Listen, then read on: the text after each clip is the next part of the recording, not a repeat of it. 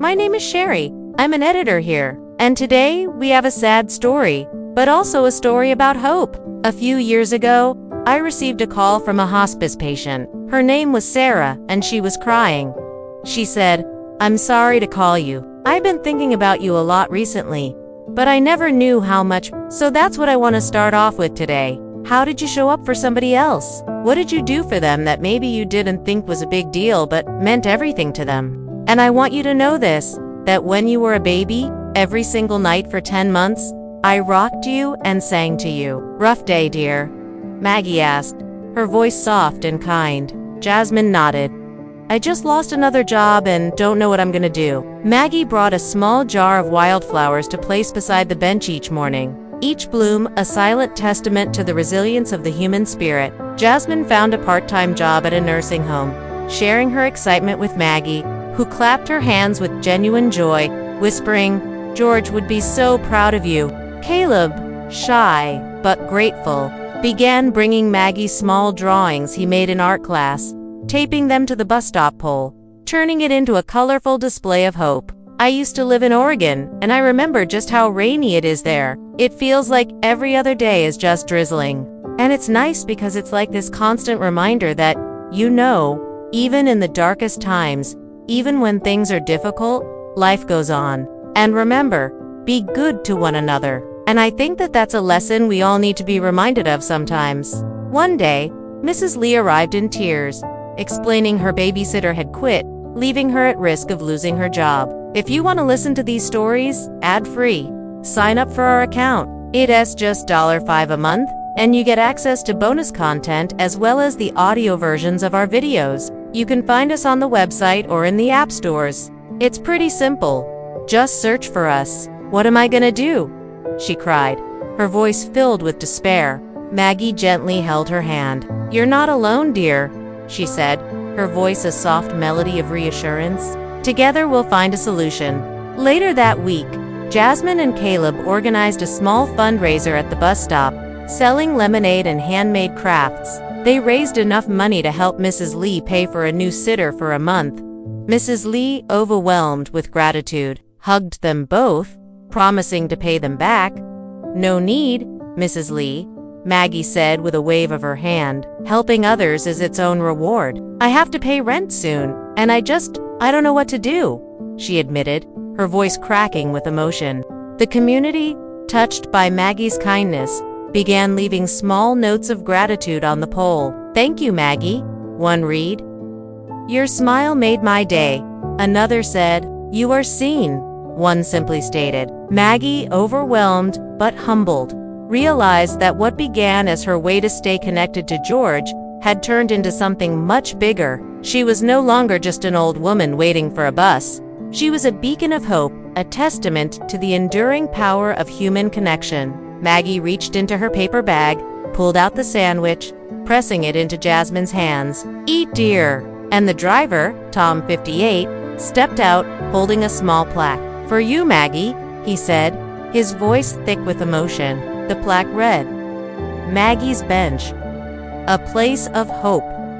The bus stop was officially renamed in her honor. Neighbors gathered with flowers and coffee, surrounding Maggie in hugs and gratitude. Jasmine, now wearing her nursing scrubs proudly, hugged Maggie tightly. You gave me the courage to keep going, she whispered, her voice choked with emotion. Caleb presented her with a framed drawing of the bench under cherry blossoms.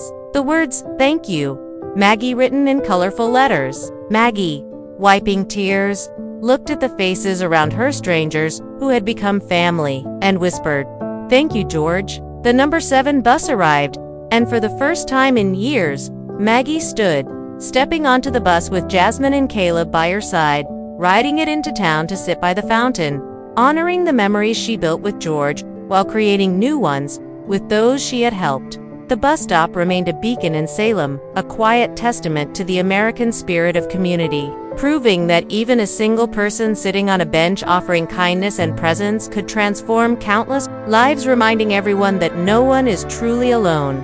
It's easier to face the world on a full stomach, she said with a gentle smile. Jasmine hesitated, then unwrapped the sandwich, taking a bite and closing her eyes in appreciation. "This is so good," she whispered. "You shouldn't waste it on me," she added, looking at the remaining half of the sandwich in her hands. "Nonsense," Maggie replied. "There's always another hungry soul around the corner. Just wait and see." Jasmine wiped her tears. Touched by Maggie's kindness, she turned to leave, then paused, taking a deep breath. "Thank you," she said quietly. "I needed that, both the food and your kindness." "Don't mention it, dear Maggie," responded with a wave. "Come back anytime. We publish new stories every single week." "For you," she said, handing it to Maggie with a shy smile. "I couldn't afford it for myself, but I had to get you one. Thank you again for yesterday," she added, her voice filled with gratitude.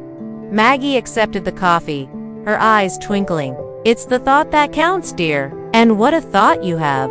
Over the weeks, others began to gather at the bus stop, drawn by Maggie's quiet strength and the promise of a warm smile.